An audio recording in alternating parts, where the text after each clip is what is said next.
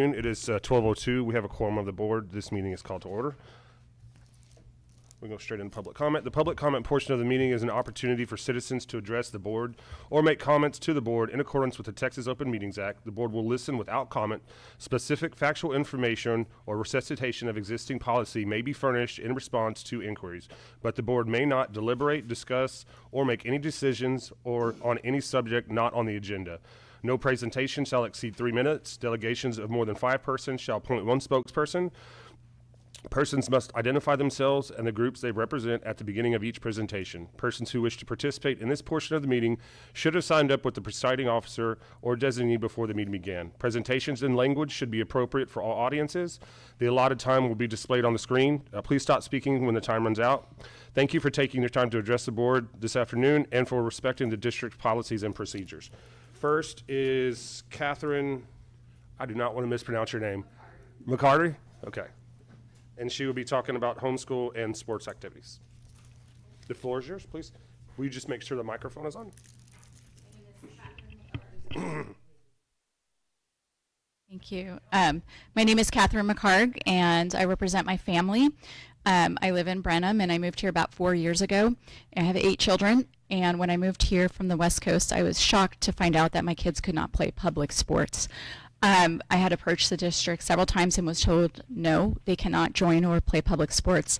And so today I'm just discussing student activities, SB 401, and just asking that you would consider allowing homeschoolers to play sports in the public school system.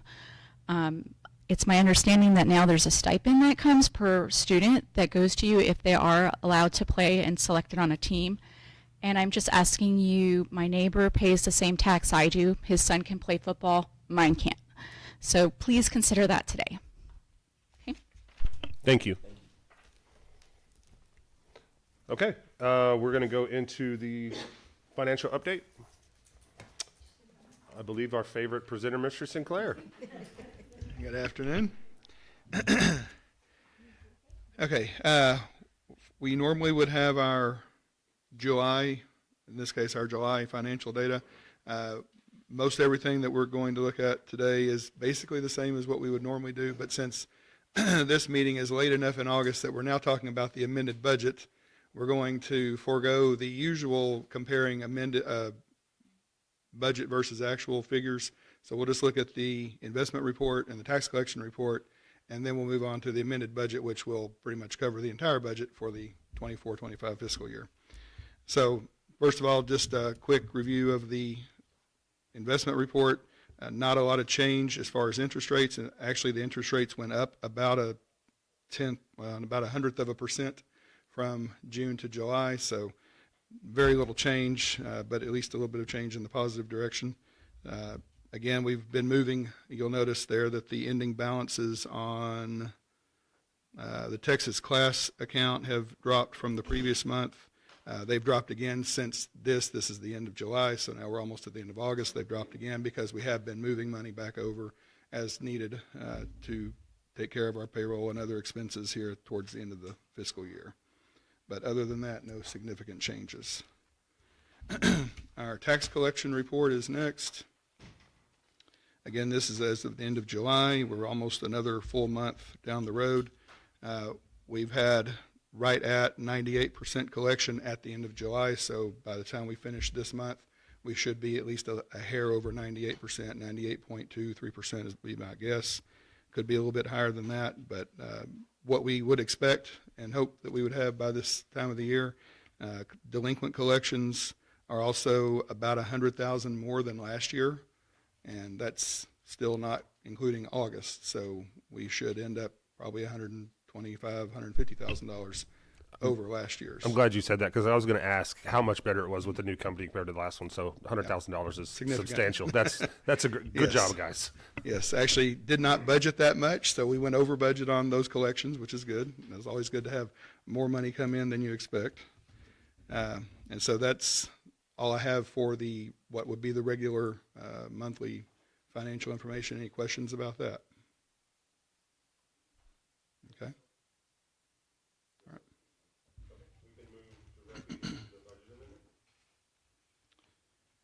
Okay, so at this point of the year, every year, sometime towards the middle to end of August, we do always, every district needs to review and make adjustments if necessary to the general fund, food service fund, and debt service fund budgets to make sure that they're in line with current expenses and expected expenses that won't be finalized until at least the end of September, sometimes even into October, possibly before all the final invoices come in that are due to the previous year.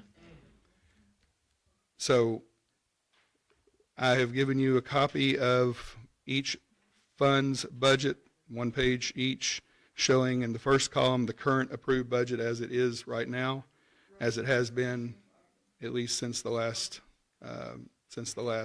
board meeting, since the last budget amendments were done. Then in the middle column, proposed budget amendments that I'm asking you to approve today, and then what the final resulting budget would be in the third column. So in your board packet, I highlighted the third column in yellow, just so you know that's what the goal is to have in place once you give your approval. Taking the, I'm going to take out the information for a second and kind of come back to it in a second. About the repairs, the damage, hail damage and repairs and all the insurance claim and all that. So notwithstanding that, and I'll come back to that in a second, overall, we're looking at basically taking the money that was left in the budget that was unspent and just reshuffling it, reallocating it to different functions. So if you ignore that one function 81 item at the very bottom of that chart of information, all the other pluses and minuses, for example, function 11 minus $585,000, function 12 plus $10,000, function 13 minus $25,000, and so on and so forth.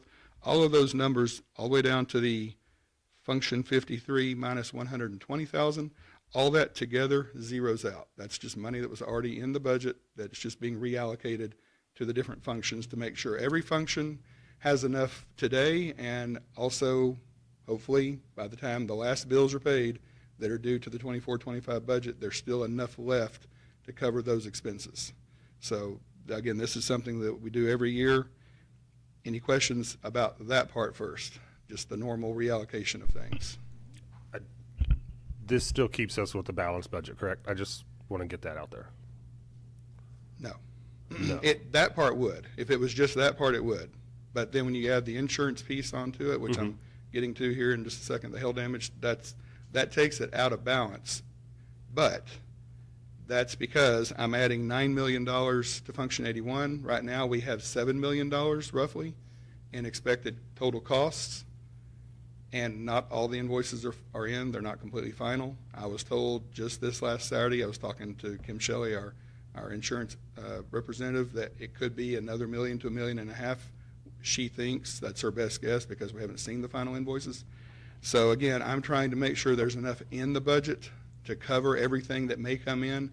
$9 million is probably a little high, but I don't want to set it at 8.5, and then we get $8,600,000, and now we've exceeded that function. So I'm trying to be very cautious since there are unknowns, and they're large unknowns. I don't want to undershoot that. Now, at the same time, you'll notice I added at the very top in the local revenue, in that middle column, I've added $8.5 million of revenue. So the only difference then is between that 8.5 and that 9 million. I think our actual real deductible is going to be less than that. I don't think we're going to spend $500,000 out of fund balance for those repairs. Right now, the best number they've given me is about $116,000. But again, there are still more invoices to come in, so that deductible on our part will increase somewhat, maybe to $200,000 is my best guess right now. But we'll get less revenue, slightly less revenue than it's going to cost. Slightly, let me rephrase that. We'll get slightly less local revenue from TASB than what it'll actually cost because we have to pay our deductible. So basically, they're going to pay us everything minus what we have to kick in for our own deductible. Again, I don't really know exactly what that's going to be. I suspect it's going to be in the neighborhood of $200,000. So having a difference of $500,000 is probably undershooting the revenue, mainly overshooting the expenses. So no, we won't end with a balanced budget because expenses will be slightly higher than the revenue. But this will give us a safe budget as far as expenses go, to make sure that when the audit's complete, we haven't overspent a function. So in the grand scheme of things at this point, I know it would probably look better if we had a balanced budget. We had a balanced budget all year long. The only reason we're ending up not having one now is because of an extreme unforeseen incident that now has to be dealt with. And we've got a lot of unknowns here at the very end because all this is happening at the last week, the last month of the fiscal year. And we'll get some of this revenue next month, maybe even in October.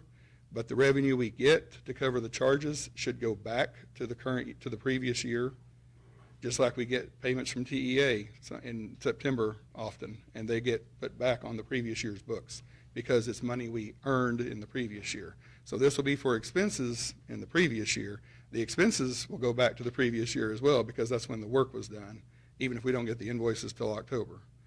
So we're going to have a lot of shift back of bills and revenue coming in to get all this closed out.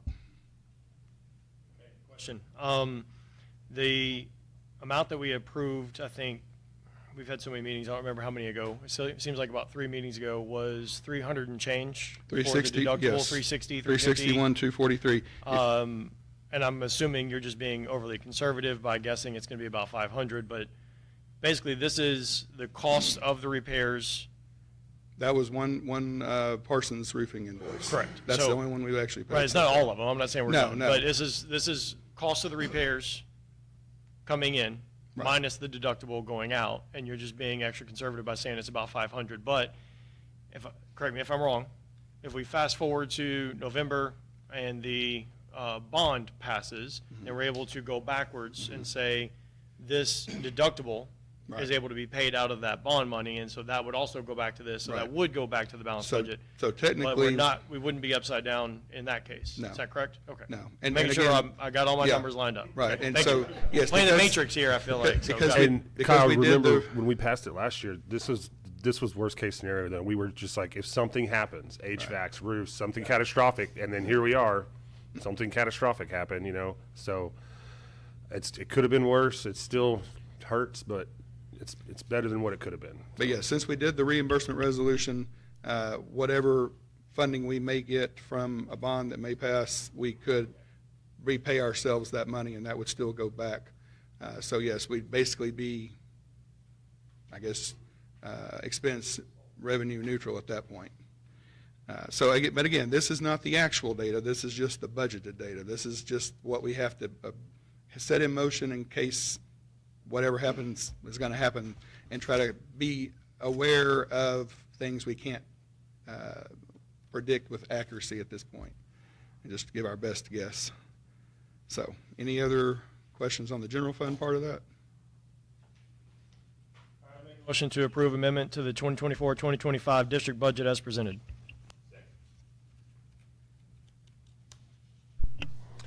Okay, a motion has been made by Kyle Hafner, seconded by Justin Colley to amend the 2024-2025 district budget as presented. All in favor? Aye. All opposed?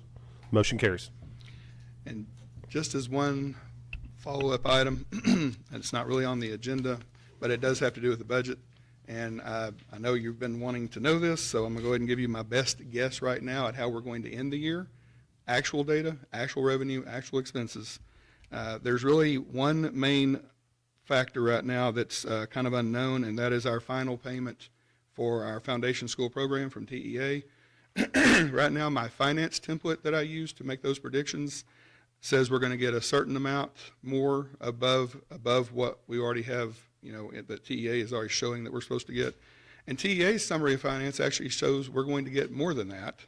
So somewhere in the ballpark of $164,000 to $400,000 is what we should be getting as an additional final payment.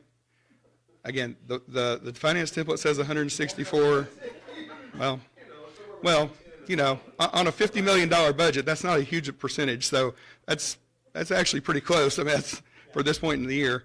So somewhere between what the template says and what TEA currently says is what I expect. And generally, I would go more with the template. But since TEA already has pretty much all the data that they need, the T2 value, they'll get the property tax collection data. I'll be sending that in before the end of the week. They've already got all of our attendance data for this last year. So I kind of think their number is probably more accurate at this point. So if we get the 460 or $427,000 more, I'm sorry, 327 more than what the template says, we could be looking at having somewhere in the ballpark of $200,000 to $400,000 more in revenue than expenses. Now, this is still very preliminary, and these are all estimates. I'm still estimating that payment. I'm still estimating August tax collections. There's still additional bills coming in. But I would say at this point, it looks promising that we could actually put a little bit of money back into fund balance instead of being overspent this year. I will give you another update next month when numbers are a little more official and I've got the final tax collections. So please, I'm going to say once again, this is just a preliminary estimate, but it's looking like we should at least break even and probably have a little bit extra. So I am trying my hardest not to. So any questions about that? All right. Thank you for the bonus information. That was great. Next, we're going to do possible approval of a grant-funded vendor contracts. Miss Sarah Bohart.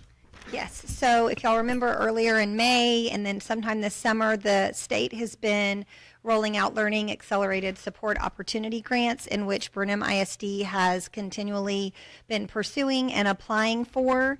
And so we were awarded additional money that relates to our high-quality instructional material, Bluebonnet Math, that we're using for math. And they awarded us $144,000 for K-5 math implementation and then $200,000 for secondary math implementation. Per TEA grant requirements, 50% of that total funding must be allocated to a TEA-approved provider. And then, of course, the state has the rest of the money must be sent for materials or different allotments that they use. K-5 Math, Brenham ISD will continue its partnership with the National Institute for Excellence in Teaching. They also are partners with us in our Mentor Program Allotment Grant, Instructional Leadership Grant, and our Strong Foundations Implementation K-5 Math Part B grant.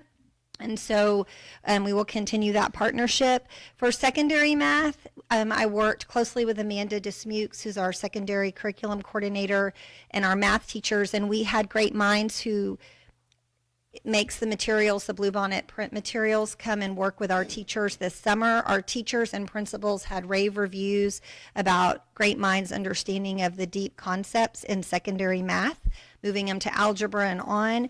And so for the secondary math, we are asking the board to partner with Great Minds. It is also on the TEA approved provider list that will continue helping us increase teacher quality and principals' capacity and our capacity at the district level to ensure high quality math instruction in every single classroom. Sarah, you never cease to amaze me how much money you can get for training for the teachers and for core curriculum and curriculum stuff. Every time, you just blow me away with how much you're getting. So thank you for all your hard work and getting us these extra funds for the teachers. So thank you very, very much. Yeah, it's a whole district process. The whole district takes all of us, so for sure. Okay, I would like to make a motion to approve a contract with NIET as a TEA approved provider for K through 5 math implementation under Strong Foundations Part C in the amount of $72,000 as presented. I second that. Okay, Archer made a motion, seconded by Bonnie Brinkmeyer, to approve the contract with NIET as the TEA-approved provider for K-5 math implementation under Strong Foundations Part C in the amount of $72,000 as presented. All in favor? Aye. All opposed? Motion carries. Yes. Make a motion to approve the contract with Great Minds as a TEA-approved provider for secondary math implementation under Strong Foundation Part C in the amount of $100,000 as presented. Second. Okay, Kelvin Raven made a motion, seconded by Kyle Hafner, to approve a contract with Great Minds as a TEA-approved provider for secondary math implementation under Strong Foundations Part C in the amount of $100,000 as presented. All in favor? Aye. All opposed? Motion's carried. Thank you, Sarah. Great, thank you. Okay, next we have the consent agenda. We can approve it all at once or pull any items that need discussion. I would like to pull item 6D, approval of update to local policies following the 89th legislative session, and open that for discussion. Run that for the discussion to the group. Can you help us out, CJ, and kind of explain what this is? Of course. So, Senate Bill 401 changed the language. We'll do that. Yeah. So Senate Bill 401 changed the language. Previously, the school district had to opt in to allowing private and homeschool students to participate in our extracurricular UIL activities. This switched the language, and so now it is considered, we are presumed that participation is allowed unless we adopt a policy opting us out. And so that is what this proposal is for the district to opt out of allowing private and homeschool students to participate in extracurricular UIL activities. So if it's, most of the districts around us have also created a policy not allowing homeschools to play, so we're kind of just following suit with those around us? Yes, so the majority of the districts, I think there's only a handful in the state, in the whole state that have, not adopted this policy. Okay. So yes, that is correct. Can I ask, I don't remember the lady's name that made the comment, but she mentioned that we, as a district, get a stipend, and I didn't see that anywhere. So please educate me on if we do, and if so, how much is it? Because that is pretty much my only negative. Right. Because as Brenham, we're pretty proud of our culture, and as a city, I would like to include homeschool students. I think they should be a part of it. I agree. But I have a hard line in the sand when it comes to funding, because that's how we pay for our facilities, that's how we pay for coaches, that's how we pay for extra training, all the above. And so it's a good goal, and it's admirable that they're doing it, but they're not going to provide funding. Then I'm going to pause my comment. I'm going to ask about that. I don't know if that's a Darryl question or a. So House Bill 3708 does allot a $1,500 amount per private or homeschool student participating in UIL activities. We do not generate ADA for those students. However, it does allot $1,500 per student that we allow to participate. And that's a couple of legislative sessions ago. That's not a new amount. Just to clarify before. Sorry, Ray. No, we good, we good. It's $1,500 per student that tries out, makes the team. If they do one sport, two sports, what are we looking at? So it's per activity, per student that is participating. So they have to be actively And participating. that's from the state, and does that start 6th grade, 7th grade? If they're doing junior high cross country, for example. Correct. Or freshman soccer, it doesn't matter. It's $1,500, and if they do two things, so if they're on the varsity basketball team and the JV cross country team, that's $3,000 then? Is that Yes, correct? That's correct. Okay. That's correct. One thing that you mentioned was most of the districts in our area have not chosen to allow this participation. So by allowing it, if we're the closest district to any student in our area, we wouldn't only have Brenham students participating, we would have neighboring districts. As long as we're the closest one, we could have a large influx of students coming to Brenham. So not necessarily our home community students, but students from other communities. Sorry, go ahead, Ray. I'm just curious about something the young lady mentioned about she was told no. Can you tell us why she was told no? Do we have a policy on that? I think we didn't have to have a policy on it because Okay. it wasn't anything mandated from the state. Right. It was our decision. And so now that they mandate this, we have to opt out. Yes, Yeah. yeah. Thank Or you. it was an opt-in policy. This is the first year it's an opt-out policy. And then annually, if the board wants to make changes, they would have to do so before August 1st of each annual year. Thank you so much. Archie? CJ, does the $1,500 actually equate to what we may potentially spend per student when they participate in the activities? Because it's very often that the state gives us an amount of money that doesn't necessarily equal what we spend or what we, you understand what I mean? Yeah, and I think it's difficult to project what our expenses would be You're looking at transporting students, feeding students for games. And it's not just sports, it's UIL band, those types of things, the cost of instruments, various things. So it depends, what the student's in, and then are we going to need additional staff depending on the number of students? So as we're looking at staffing positions, we've got to have enough staff members to supervise students at various events. So it's difficult to say exactly what our cost would be because there's so many variables in that. I think it, for one student, it may cover the cost, and for another, it may not. It just kind of depends on the actual event and, how involved that event is. And You are. my question is too about liability. What kind of liability do we have in a situation like this? And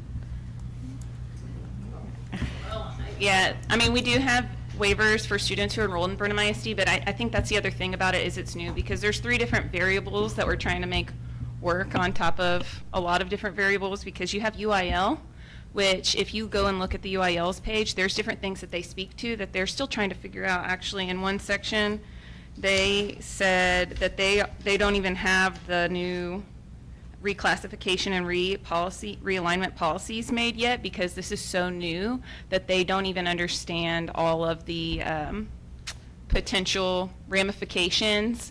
We have no pass, no play. We have lots of different variables and graduation requirements. And when you get into the academic side, like on the no pass and no play, and then what they constitutes, because it has to be the equivalent. So, and then outside of UIL, you have TEA, and then you also have education codes. So they're all kind of intermingled here. It makes it a little more convoluted in knowing what this process would look like with it being so fresh.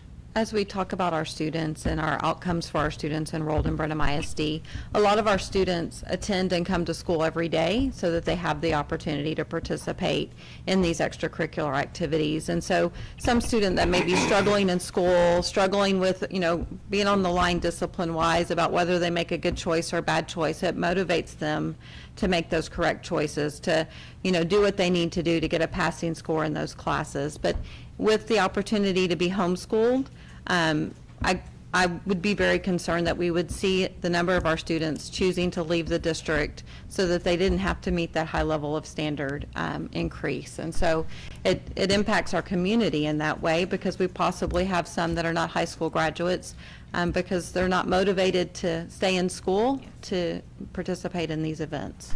I wonder how many of our players just go to school specifically for sports. If they have the ability to still play and not be there. It's a huge indicator. Yeah. Brenham ISD athlete, graduated, went to college for soccer. I can tell you, so many of my teammates, and being in the classroom for over a decade and a coach, so many of my kids, I bet you there's so many kids that Coach Wheaton sitting here in the audience and different coaches could tell you about kids that they're calling and picking up, or they're bringing, extra school meals or something too, to make sure they're coming for that. Okay, I just got a two-part question. First is, there obviously would have to be, you mentioned as far as the pass, you got to pass in order to play. What are the qualifications? I know there's a test that has to be taken within 6 weeks, I think, something like that, but I don't know all the ramifications. So a student comes in, homeschool student, and they want to be a part of the school district's activities. What is their checklist that they're going to have to go through in order to be able to play actively? So that's the first part. Second is this: when we talk about activities, we're talking about everything from FFA to, what does that involve? Art classes, is that? All UIL activities, and UIL does address this on standardized tests and determine eligibility. So again, it's not a UIL decision. This goes back to TEA. This is 33.082 F and G for the Texas Education Code. So it says the parent or person standing in a parental relation to a non-enrolled student is responsible for oversight of academic standards relating to the student's participation in a league activity. As a condition of eligibility to participate in a league activity during the first 6 weeks of a school year, a non-enrolled student must demonstrate grade-level academic proficiency on any nationally recognized norm reference assessment instrument, such as the Iowa Test of Basic Skills, Stanford Achievement Test, California Achievement Test, or Comprehensive Test of Basic Skills. It goes on a lot more, Yeah. but So let me ask I you a think you question. get So the idea. Obviously, if you're going to involve this, then the costs associated to the district, and also, I guess, when we're looking at personnel to maintain that, because obviously you're going to have our, hey, what are your grades? What's going on? Like we do with our students, where we have that within the system, right? So does that implication on the ISD mean it's going to be additional personnel, additional costs to the district that may, as Archer said, may go above and beyond the 1,500? Right. I agree. And then, but I also want to be sensitive to this also. There are some of our students that homeschool is their best option. And maybe they're disenfranchised, or not disenfranchised, maybe it is very difficult for them to be in such a large environment, et cetera, and it may be the best scenario for them. And so not wanting to relegate them outside the system or outside of our community as well. So how do we provide for that? Because I think we have to be sensitive to that as well as we're thinking through this process. And I understand it's not a rubber stamp and no one's thinking it's that way. But some kids, homeschool, that's the best place they're going to learn. But man, they'd be great Yeah. within the other activities within that we offer within the district. And so if there's funding to accommodate that, my question would be the paperwork on the backside and all, keeping up with that. Yeah, well, and I think that this is being such a new thing. We don't know all the full ramifications, and with us trying to be so mindful and fiscally responsible, gray is not, I don't know about y'all, but we don't like working in gray. We like working in absolutes and what we know, and variables going forward. So if we did have a regression in student enrollment, I guarantee the ADA loss that we'd be getting would significantly outweigh whatever revenue that we got in $1,500. But we don't know that right now. And as Daryl just came up here and presented, how many years did we have a deficit budget? We also cut positions, we cut budgets. We adopted a balanced budget, and hopefully next month we're going to be coming to y'all to tell you we have fund balance. So we also have to be making sure we're doing right by students and families who are choosing to engage in Brenham ISD as the whole student, because extracurriculars is an integral part of education. I can tell you that most of my leadership skills and skill sets that I have standing right in front of you are from my coaches. And then that was further reinforced in the classroom. And you better believe that if I was misbehaving or had something late, my coaches knew about it and I was running. And if it happened on the weekend, I knew when I got, and they're like, well, back then I was coaching, you got 5 laps at Holt Park every day this week. And so there's a difference in not just the camaraderie, but accountability, but raising the whole child. In looking at time management skills and leadership skills and accountability, our coaches, they're dual contracts, right? Their classroom is the field, is the pitch, is the court. They're teaching just as valuable skills as our content, as our star, or whatever our academic achievement tests are as well. Brooke, some of that, honestly, to me, sounds like a sales pitch for approving this, to be honest. But I got a couple notes that I wrote down. No pass, no play. I understand that. Majority of homeschool kids excel and do very well, above and beyond what they would do, and they do even better in college. They just, I've yet to see a lot of homeschool kids that do a bad job. But let's put that on the side. I'm sure there's some type, and I believe you mentioned it earlier, and maybe we can look into this. I believe there's somewhere where they have to take some type of a test. Right, so we can check that. We can check their no pass, no play side. So or this is our policy, so we get to choose. We can come up with our own version of our own testing to be able to implement.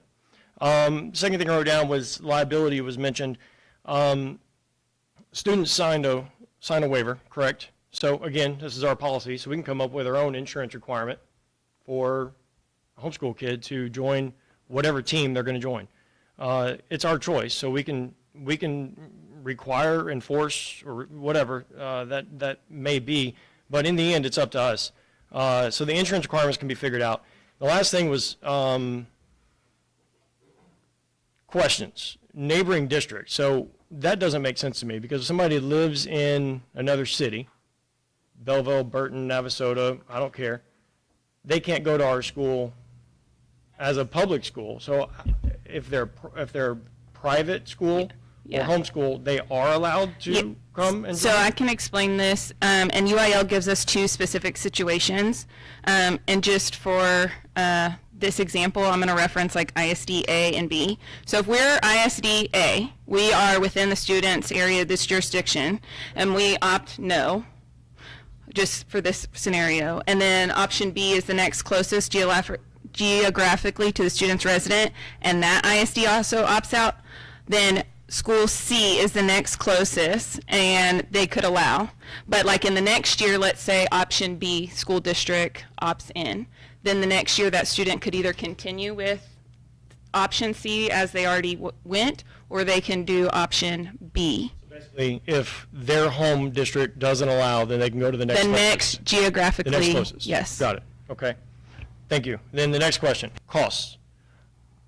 I don't know about you, but when I was sitting down last night thinking about this, and then the day before, it kind of was, at first I was like, well, we're not getting any ADA, so I think we should get the whole ADA $6,000 plus. And I was like, well, that's just not fair. Maybe we can come up with local policy that says in order for you to participate in whatever sport, you can opt in, but you have to pay the ADA. But I felt like that was kind of ridiculous and a little bit high. And then in the end, I was like, well, we're not getting any funding. Maybe it should be $500, $1,000, something like that. And that's kind of where I settled, but I left it up in the air, and I said, maybe that's something we can talk about and figure out in the future, but we need to punt this back to the legislature. But they already solved that problem, and they're doing $1,500, which is more than I guessed. I think $1,500 for the probably 4 students that are going to do this, maybe out of the 50 that are eligible. I think that's a good number. And so that completely changed my mind. Honestly, I came in here thinking there was no chance I was going to support this, and now I can't imagine I'm not going to.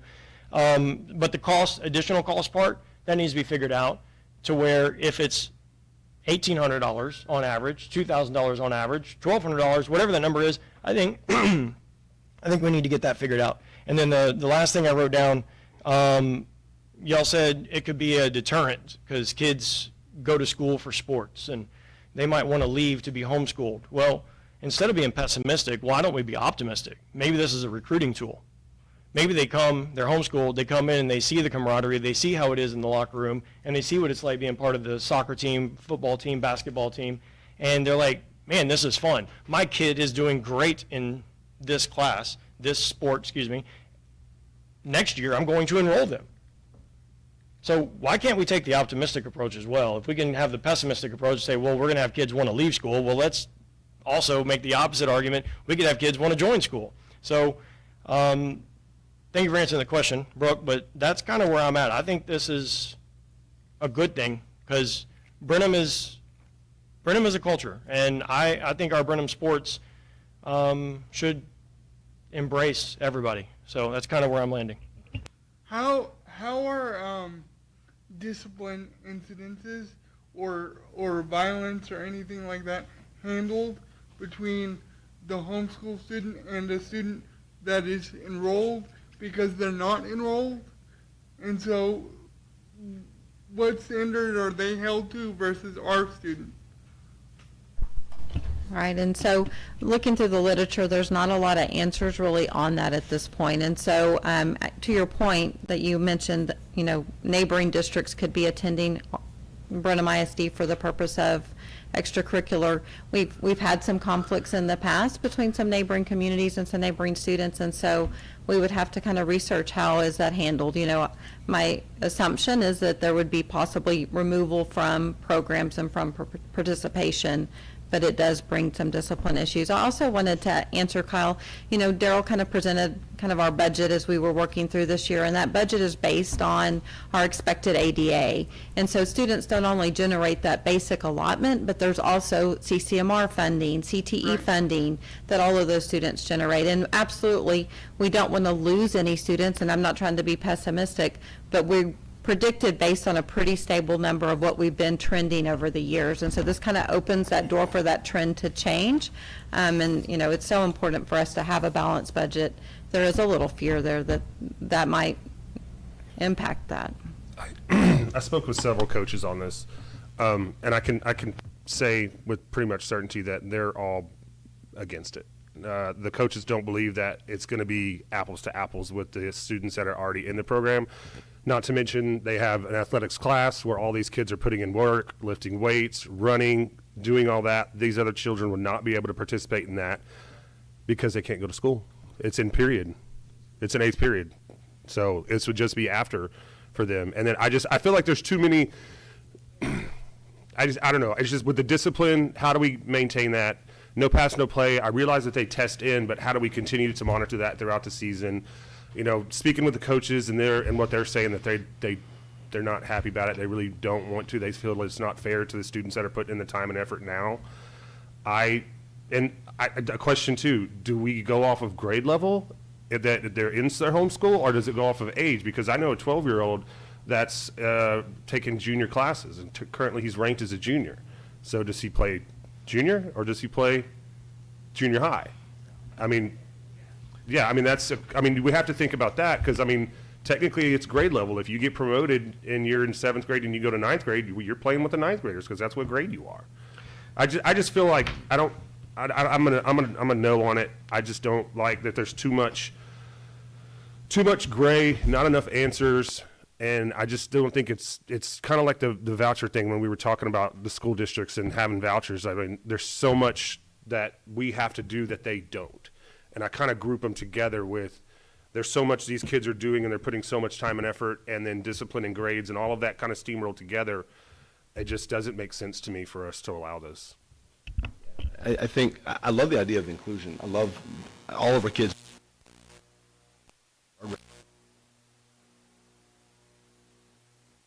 To operate, but also this takes time to put into place. If we're going to say, hey, we want to move forward on this, there's got to be personnel and rules and also just reporting. And I look at how thin our team is right now, especially administratively. That's a whole nother avenue, because if you got to chase someone for grades or this or that or the other, and the standardized, but the idea of kids being able to participate, what does that look like?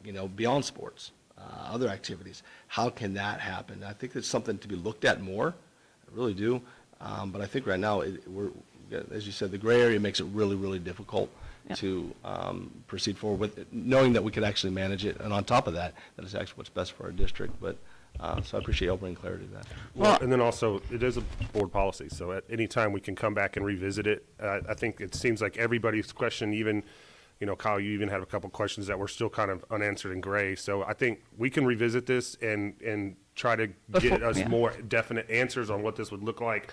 Maybe if we can ask the coaches an average monetary breakdown of what it is for this, but I just can't do this. Well, there's also a booster club too that helps with that. But back to the original, this is the local policy, so we get to choose. The gray areas are decided by us, so there shouldn't be gray areas after we have a discussion and a decision, right? We can choose all of it. So real quick question, maybe CJ Brooke, is there a deadline we have to decide on this? First. I thought so. Okay.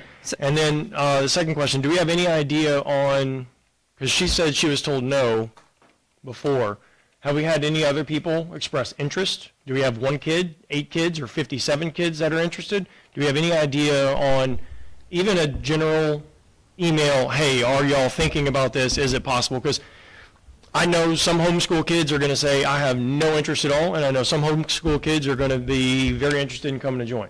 Maybe it's 1, maybe it's 10. I don't think it's going to be a big burden. I think it'll be minor, but do we have any interest or a number of interest at all before I continue? I have, I'm aware of 1 individual that has reached out towards the end of last year, but I'm not aware of any others other than that. And so really y'all's charge as a board is adopting a policy, whether we're opting in or opting out. The UIL has some really specific requirements that we would have to follow in regards to kind of how that policy was implemented. So the way I understand it, Kyle, is really the charge is to adopt a policy to opt in or opt out. But the UIL has a really specific FAQ that kind of answers some questions regarding that. I'd like to take a moment just to go ahead and apologize for Superintendent Gillentine. He got very ill. He was at the sports banquet on Saturday night, and if you know, Danny and a couple of the other coaches ended up having to not attend because they got sick, and I guess he's gotten the same thing. I've lost some members of my staff last week with the same, I'm assuming the same bug.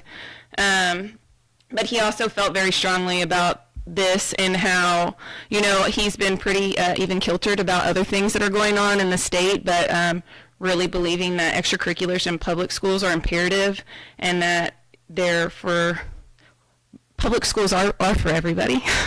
We do offer everything for everybody if they choose to be a student that is enrolled. But in light of some of like your concerns that you said here, there are a lot of variables with homeschool participation, not just from this aspect and that aspect, that like as a cabinet member, I would personally like to see all these gray areas, because I'm just even thinking from our SIS, our Student Information System. That is what goes through our communication platforms. That's what ties to everything else. How do you get in the SIS? You enroll in Brenham ISD, so that creates a workflow. So whether it's 1 kid or 20 kids, I'm just thinking about when we've reduced as much as we have every year, and we're talking about how spread thin we are. Y'all know we have the extra work going on, we have TIA going on, we have grants going on. We have 2 different measures that y'all just called for November going on that we're doing a lot of work on. So how much administrative labor work is this going to ask for 20 or 50 kids, which is fine, but I would think that we would want to look at something that would determine how many variables are actually at play, not just from a liability, not just from a cost, from a communications, from a workflow, from a classroom during the school day where they're practicing and outside. When we're doing agreements and we're not even practicing on Brenham ISD facilities, what does that liability look like now when we're using Fireman's Park? Because that ILA is for students enrolled in Brenham ISD, not for this. So there would be several layers of amendments and several layers of workflow I think that we would need to consider. And as UIL outlined it, you can choose to update this policy annually. Next year would be before August 1st, after today. Something you brought up, Jared, you said they couldn't go to school for whatever period they were in for weights. Why? If the parent brings them to the weight room, why couldn't they go do weights at 2 o'clock or 8 o'clock or whatever? Because they're not enrolled in school. But they're enrolled in the After school athletics or before school, but during Why does it say after school? We have curriculum, and then we have extracurriculars outside of that. So during the curriculum time, which is during the school day, they're not enrolled in the school. Right, but if they're going for practice, Period during the school day. sure. But if the coach says we start, because I was in cross country and soccer, right? First period was always when we ran. So we'd get to school at 7:30, we'd go run our 5 miles or whatever we did for the day, and then we would get back and we'd shower, and then we usually had about 20 minutes left before we had to go to class, and that was second period. And that's just a one-off situation. That's just what I experienced 20-something years ago.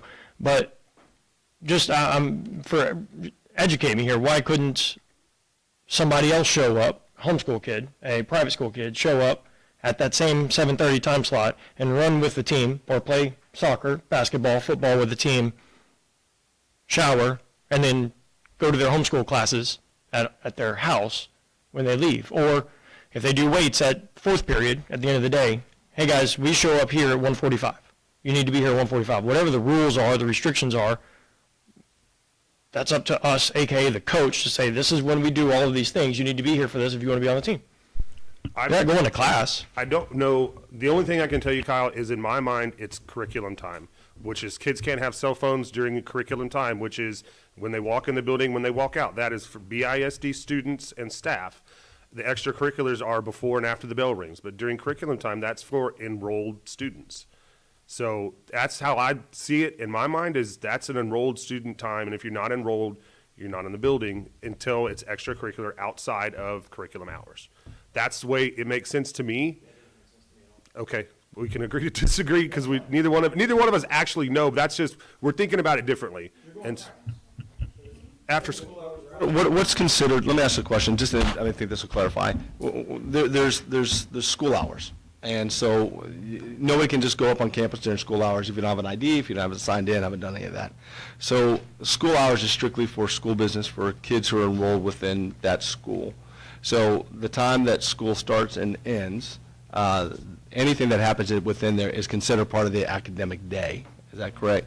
And so even if it's a class that you get to do because you're part of extracurricular, it's still part of that academic day. Is that correct? Yes, grades are assigned, credit is given, those types of things during that instructional day. Since we do still throw in grades and attendance, Yeah. different restrictions during class, and you say, okay, guys, we're going to go to weight room during this time, so you're going to have to do that on your own because it's a class. I get that. There's going to be different things, but to me, we're talking about something very small and minor.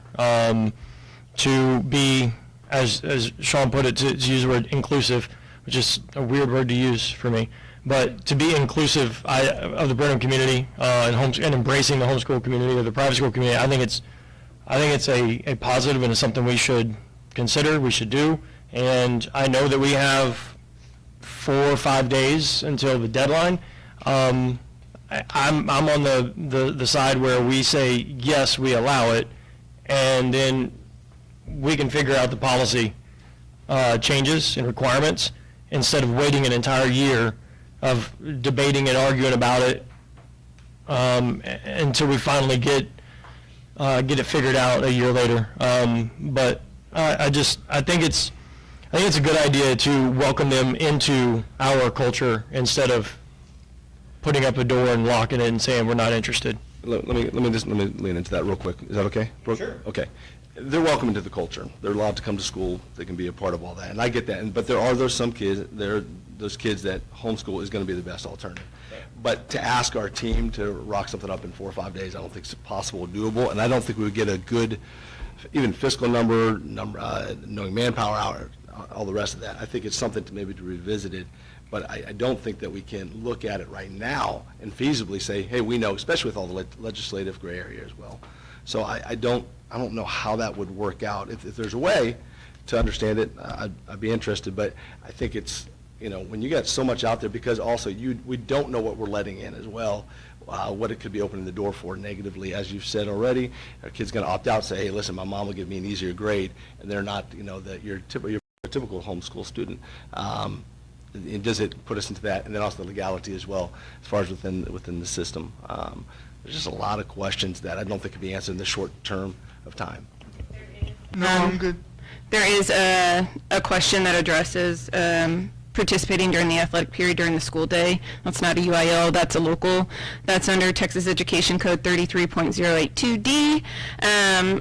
And a non-enrolled student who seeks to participate or participates in lead activity on behalf of a school district is subject to the following relevant policies. So hypothetically, the policies that would have to be updated and reviewed would be registration for the activities, the age and eligibility, as you referred to, the fees associated with the different ones, the insurance and liability, the transportation, physical conditions, qualifications, responsibilities, event schedules, standards, behaviors, and performance. And I didn't list all the sections, but there's a lot of local that we would also have to review and look at.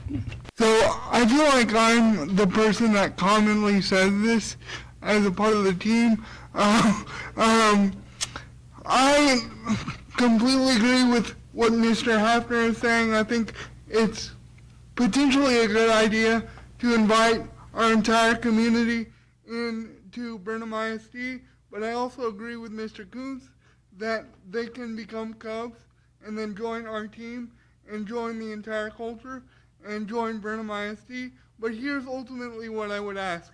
It sounds like there's a lot of, well, I don't know. Well, we don't know. Well, that's gray. Well, this. Well, that. And it sounds like, quite honestly, that the state put this, whatever you call it, on us, and they don't even know how it's going to flesh out. They don't even know how it's going to pan out or present or anything like that. And so what I ask commonly is that we don't do this now, but we look into it more in the future, because I absolutely do want to be inclusive of our entire community, but it doesn't seem like we're ready to do this right now in the next 4 days, 5 days, and it doesn't quite frankly seem like the state is ready to do this right now.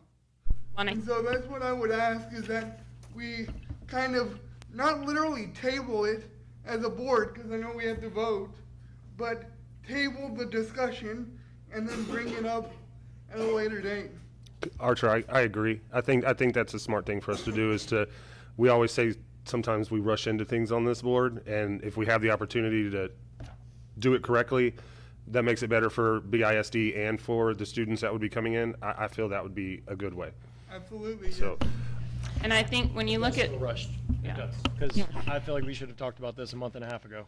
It should have been brought up then, and I don't know why it wasn't. I don't set the agendas, but we should have had this discussion 6 weeks ago, so we could have talked about it and then brought it back up in 2 weeks and then talked about it again and made a vote on it today.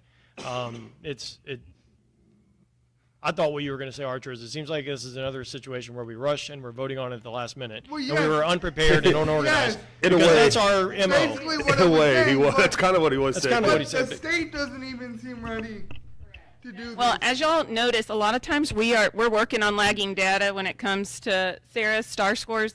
Daryl just told you what's in the finance template and what's in the state template is different. I just told you that UIL hasn't even released their updated. So we're working as proactively as possible. Part of the reason that we waited purposely for this is because we were hoping some more answers would come out. We saw Region 6 send out a survey for the entire region. We saw a different data raised about concerns, things that we didn't even think about yet that other districts had concerns about, and vice versa, which is why that's an asset to us. And then ultimately, if you do look around Belleville, Brazos, Somerville, Sealy, Burton, Hempstead, and other districts who have done this before us, I think they have a similar stance because there's so much gray. We can't give you all the black and white because we haven't been given it all yet either, which is why I think they made it where you can update it annually and it stays local. All right. Hold on, So- wait. So we're gonna do the consent agenda first. So whoever makes a motion on that, just make sure we note minus 6D.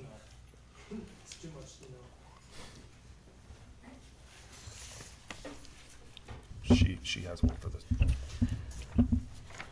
Okay, are y'all ready?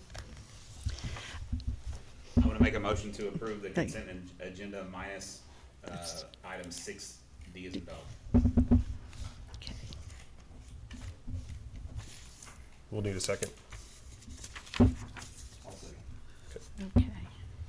Justin Colley made a motion, seconded by Sean Koontz, to approve the consent agenda as presented minus 6D. All in favor? Aye. All opposed? Motion carries. Okay, I move to approve the adoption of revised language in FD local and FM local, affirming that students enrolled in private schools, including those who are homeschooled, are not eligible for concurrent enrollment or participation in extracurricular activities as presented. I'll second. Biden Brinkmeyer has made a motion, seconded by Justin Colley, to approve the adoption of revised language in FD local and FM local, affirming that students enrolled in private schools, including those who are homeschooled, are not eligible for concurrent enrollment in or participation in extracurricular activities as presented. All in favor? Aye. All opposed? Aye. The motion carries. The motion carries. My mic was off. Sorry. Okay. With no more business before the board, it is 1:01. This meeting is adjourned.